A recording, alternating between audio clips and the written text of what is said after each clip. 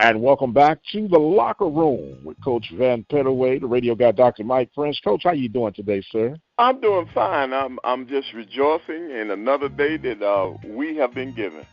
No doubt about it. We shall rejoice and be glad in it. A great week for both of us. You got your big classic week, and I got homecoming this week, Coach.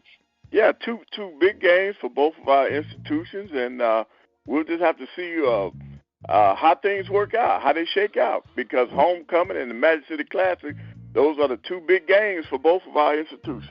Yes, sir. And the good thing about it, we're coming off a bye, so we didn't lose.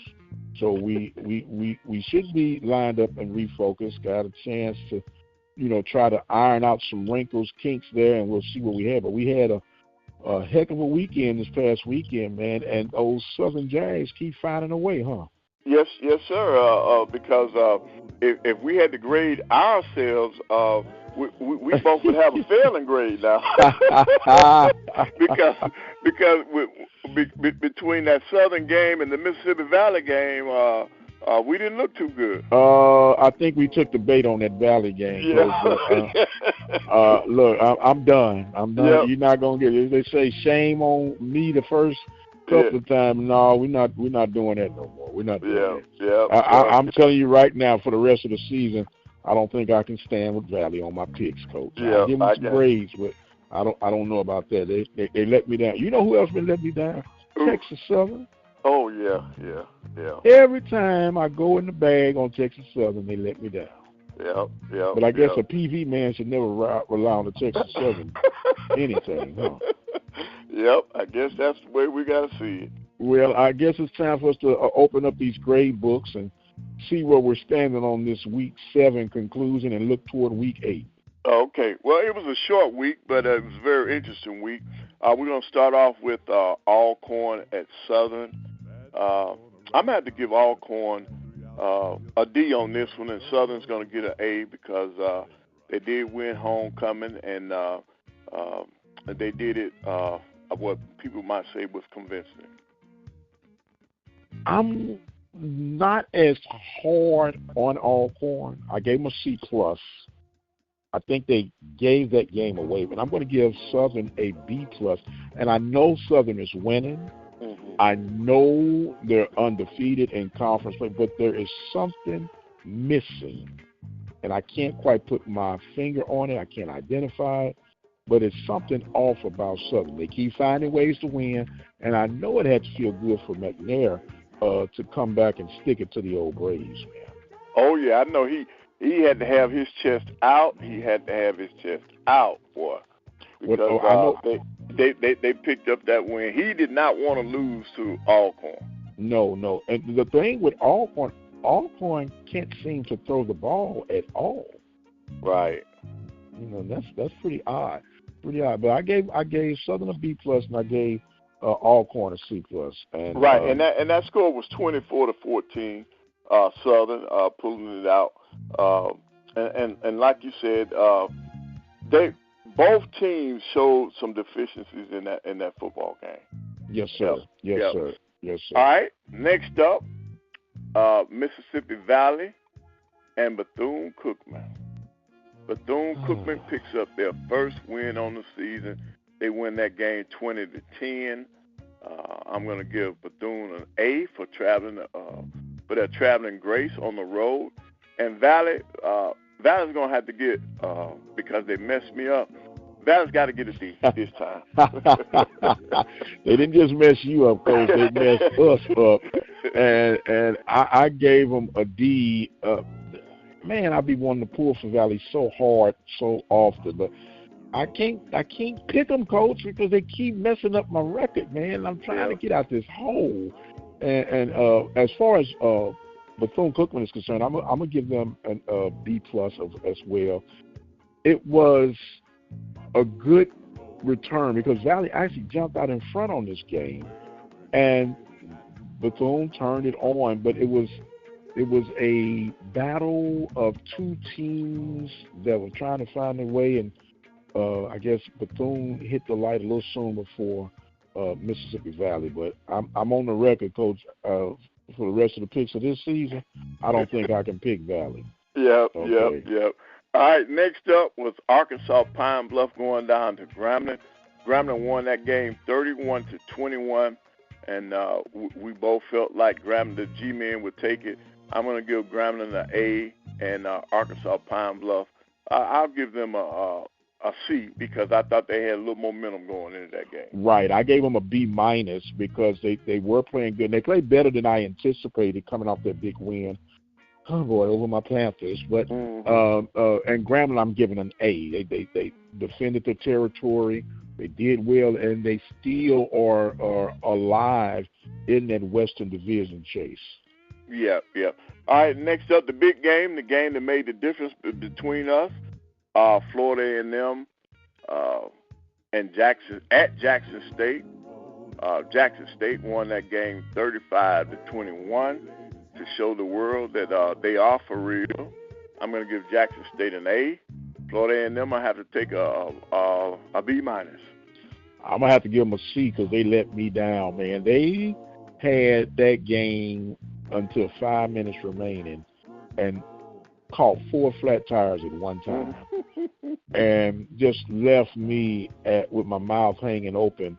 I actually was monitoring that game, and I was like, okay, this good. Then all of a sudden, all chaos came up and about, and Jackson did their thing, defending their territory as well. I'm giving Jackson an A for standing strong, proving me wrong. I got a little egg on my face. I got a little JSU egg on my face with that.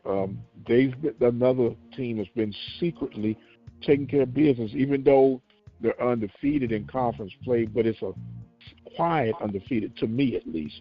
And I gave him an A for this past week. Right. Well, you can feel a little. You can feel joyous because on the MEAC side, we had Tennessee State and Howard. Tennessee State won that game 27-14. So you were right in picking for that particular game. So I went with Howard and you went with Tennessee State. So things have looked up for you in that regard. Yeah, but I'm still chasing the dog, Coach. I gotta get to you and not just get you, but I gotta bite you and pull you back behind me, man. That's what I gotta do. I got you. Yes, all right, sir. so in leading up to this week, October the 26th is going to be a full weekend in the SWAC and in the MEAC.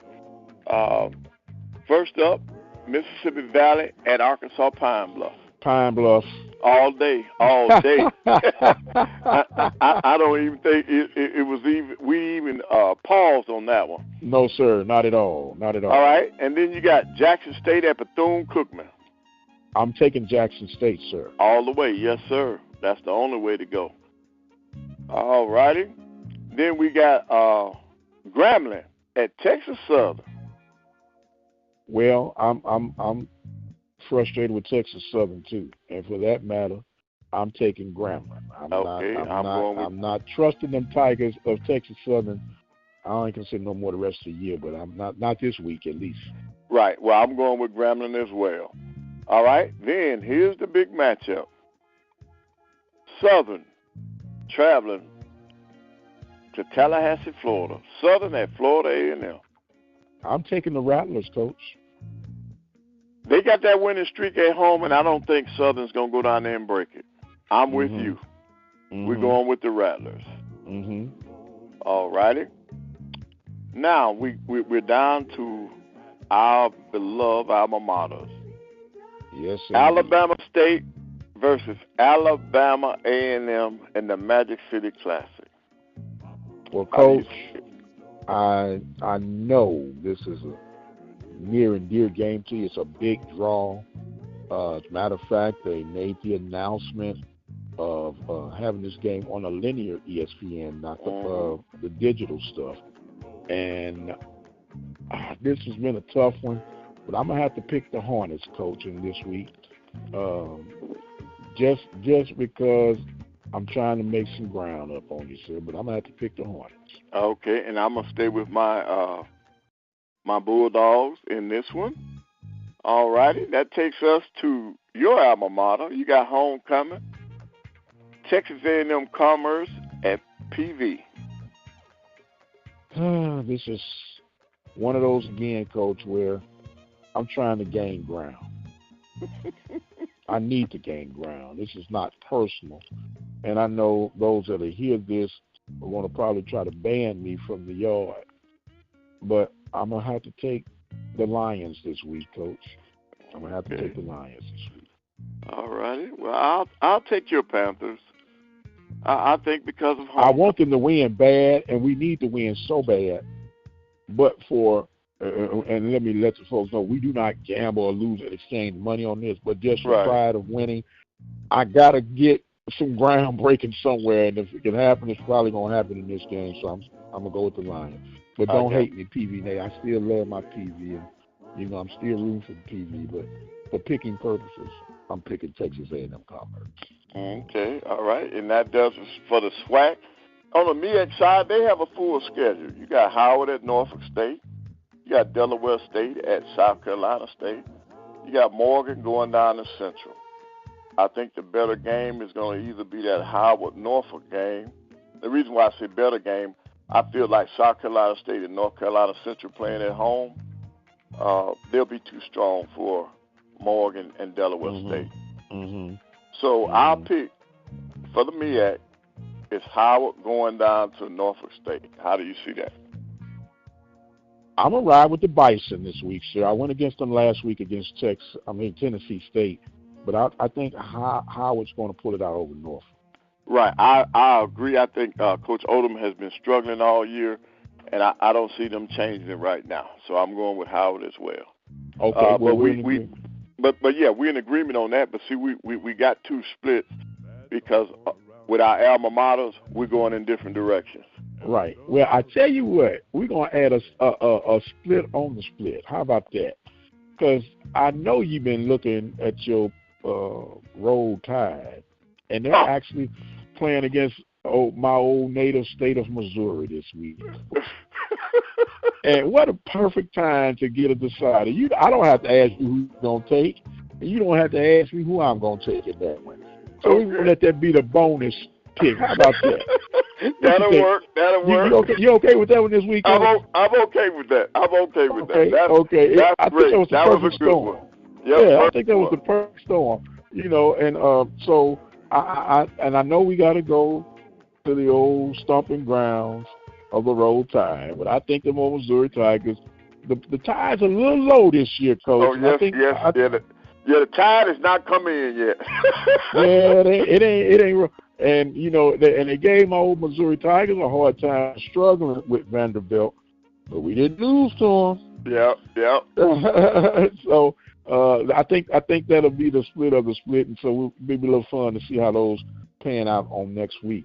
So we got all the grades and the picks laid out. I got a topic I want to run with you, Coach. We know that the basketball preseason started this past weekend, and not necessarily on the collegiate level I want to talk about. I want to talk about the WNBA. Congratulations to the Liberty winning their deal, but on the rise of all of this newfound awareness and stimulating interest in the WNBA, on the backside is a storm coming, and they've made an agreement, a collective agreement, the players, to walk out on the collective bargaining deal. How do you see this as being good or bad for the brand? Well, I think it's going to hurt the brand because I don't see the owners making any changes, because if it's true, which I don't think they would have put it out there if it were not, if they lost $40 million, I don't see how you can make that up by continuing to up the salaries. So I think it's a mistake until those owners and the NBA can find more corporate dollars. I just don't see it working out for the ladies. Do you think they're just seeking corporate dollars, or they want a better media deal that could justify some of the pay hikes? Well, I think the media deal is done, so I don't think you can go back and renegotiate that. You can do it, when this deal is up. Remember, they just renegotiated this media deal. Mm-hmm. So I don't see how the media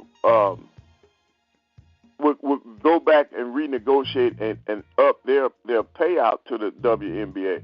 So it's got to be with them going out finding more corporate dollars to alleviate that $40 million deficit.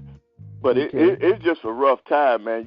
You would think that with all this excitement and all of the things that were going on in the WNBA, I thought they were making money because they were playing in sellout arenas. And then this championship series, every game was a sellout. So I was shocked when I heard that they had a $40 million deficit. Well, it made me wonder, do you think there was an old 3-card Monte game being played where maybe somebody were cooking the books, if you would, or bringing out or letting out some deceptive numbers? Well, something had to be going on because, from the outside looking at it, you just felt like everything was on the rise for the WNBA. And they're still contemplating. I heard another report that the 3-on-3 league just got like a potential $100 million TV deal going on, and they're still trying to draw Miss Caitlin and Reese to be a part of that. I don't see how they could physically handle the rigors of that additional league, what they already have with the WNBA commitment. And do you think that would be a good move for them to be a part of that, or would it be too much exposure too soon? No, I think I think it would be great for them to participate in it, and for all the ladies that are doing it, because the alternative was going overseas. And so if you can stay here in the United States and play 3-on-3, 3-on-3 is not as demanding as that 5-on-5 going up and down full court. For them to supplement their salaries doing this, I think it's awesome. I like that concept. But I'm going to tell you one of the things that I think they got to be careful with now. This past championship, it seems as if the thing was catered toward New York in terms of their market. And am I about to hear conspiracy theory, Coach? That last game, well, the series itself, because when you look at the overall series, it may make some people think that something is up. All right. Then when your commissioner comes out for the ceremony, and your commissioner has on a dress that's outlined in New York for the city of New York, that's not a good look. Wait a minute, Coach. Maybe, just maybe, because women bring multiple clothing. Maybe she had that, and when they won, she wouldn't change. No. She was. They got pictures of her sitting in the stands during the course of the game. I was trying to play devil's advocate. Yep. But then I'm serious. Down the stretch, there were some crucial calls that went against the Lynx, and I think it was out there for the world to see. The phantom foul that sent Brianna Stewart to the line to tie the game up and send it to overtime. And then when you look at the course of the game, New York had plenty of fouls and rough play that the officials just swallowed the whistle. They didn't call them. I was sitting up here going crazy. I was saying, now, if I'd have been in this game, they would have to throw me out if I was on the Lynx bench, because yes, sir. Things just weren't going right. So they have to be careful in that regard, because you don't want fans to think that it's a setup, that there's a conspiracy, because then I think you'll lose your viewership. You'll lose interest of people. So they got to be very careful. The credibility of it as well. Correct. Yes, sir. Yeah. Well, we'll see how all of that unfolds. Meanwhile, in the world of baseball, it's down to 2 on the professional ranks. Who you rolling with, the Dodgers or the Yankees, sir?